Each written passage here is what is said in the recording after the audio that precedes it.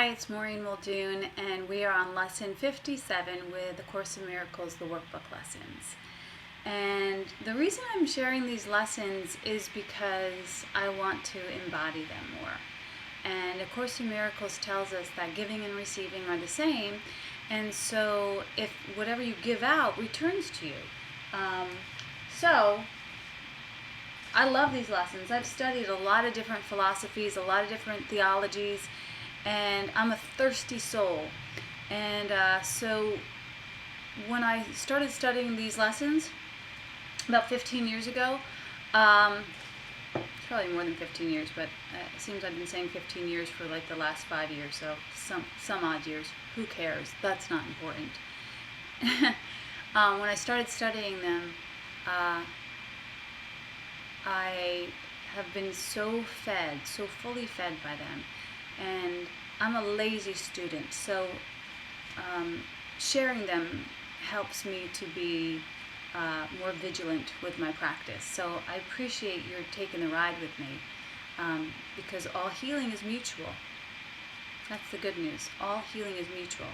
There's no gurus in A Course in Miracles. There's just, people who may have studied for, I'm taking my nail polish off while we're talking. There's just people who may have studied for a little longer. That's it. So, today is lesson 57 with A Course in Miracles, the workbook lessons, and here we go. So, today, let us review these ideas. I am not a victim of the world I see. How can I be the victim of a world that can be completely undone if I so choose? My chains are loosened. I can drop them off merely by desiring to do so. The prison doors open. I can leave simply by walking out. Nothing holds me in this world. Only my wish to stay keeps me a prisoner. I would give up my insane wish and walk into the sunlight at last. So, I am not a victim of the world I see. The idea behind this is that I cannot be affected by an illusion, and this is an illusion. That's kind of like saying, I'm a victim of the shadow puppet on the wall. Like, if somebody said that to you, you would think, they're absolutely insane. They're absolutely mad. So that's not any more of the truth for me or for you. We don't have to be affected by the shadow puppets on the wall. This is an illusion. Has no first cause. So I'm not a victim. And if I do see myself as a victim, then I must have somehow thought of myself as broken and my God as insufficient. So when you see yourself as a victim, you're basically saying, I am somehow broken and my God is insufficient. And that's just not the truth. So we have to recognize that we are very holy and that our God is large and in charge. Large and in charge, that's what I always say. The next review is, I have invented the world I see.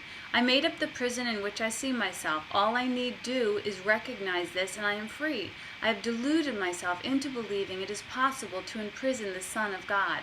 I was bitterly mistaken in this belief, which I no longer want. The Son of God must be forever free, and he is as God created him, and not what I would make of him. He is where God would have him be, and not where I thought to hold him prisoner.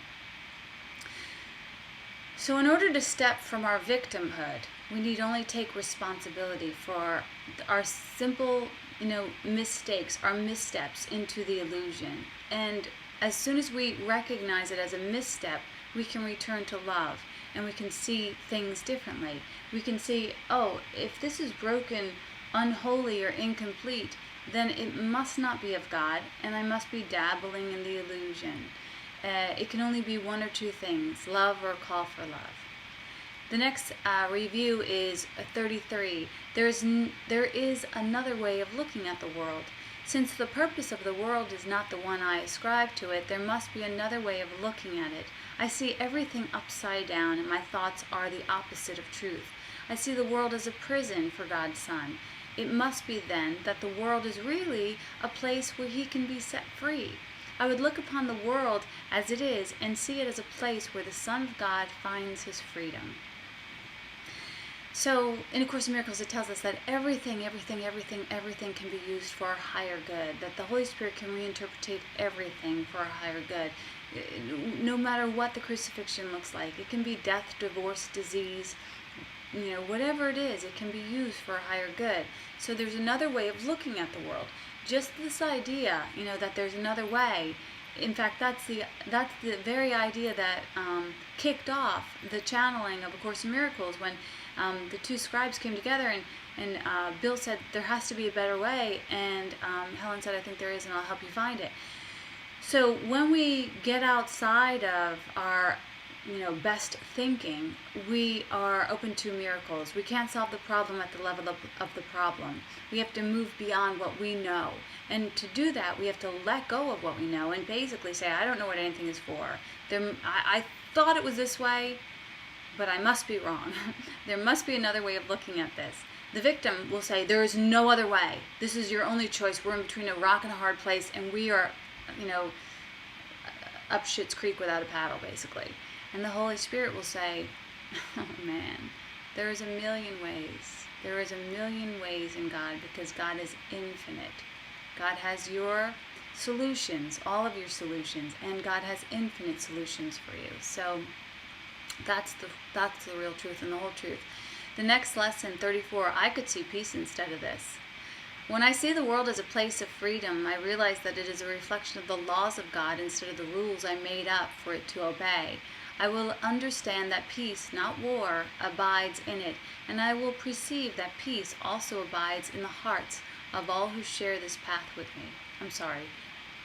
With all who share this place with me.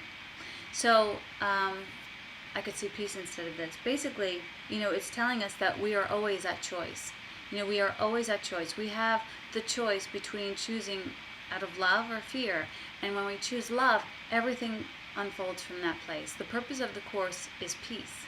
That's the goal of the Course, is peace. Peace is not contingent on the rules that I have made up. Peace is based on the laws of God. Peace is the natural state of our being. We are heir to this peace by the very nature of who we are. And all we need to do is remember who we are.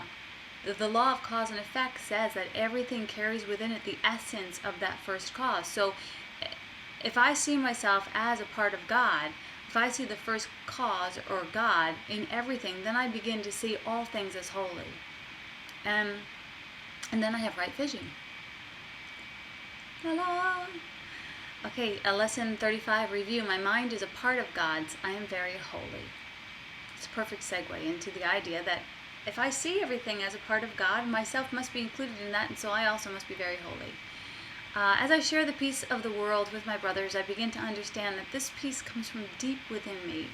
The world I look upon has taken on the light of my forgiveness and shines forgiveness back at me.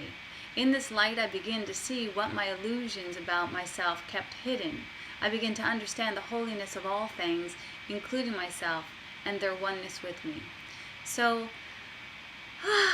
if that's not a fresh glass of pure water, I don't know what is. If you're a thirsty soul like I am, you are going to delight in the principles of these lessons, because they feel so refreshing and they actually, feed the soul. So it's refreshing to remember that you are very holy and that I am very holy. It's easy to forget that we are both very holy.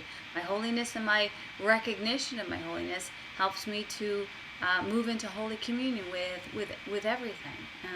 And this is the state of heaven. My recognition of my holiness and the holiness of everything around me helps me to move into holy communion with everything, to be present in this moment. There's a Rumi quote that says, out beyond ideas of wrongdoing and right doing, there is a field. Out beyond the idea of wrongdoing and right doing, there is a field. I'll meet you there. Doesn't that sound like a fun spiritual play date? To go out to a field beyond all right and wrong and meet your brothers and sisters there and come unencumbered by all crucifixions and thoughts and judgments and just come to play. So that's where the holy live. That's the state of mind that the holy live in. This field beyond all wrongdoing and right doing. And it goes on, the poem goes on to say, it's where the soul lies down in the grass and the world is so full, the world is too full to talk about. So that sounds like peace to me, and that sounds like a worthy goal. And so I'm grateful that you took the time to practice today, and I know that as we practice, this holy state will continue to unfold for us, and we will experience peace. So God bless, namaste, and I'll see you later.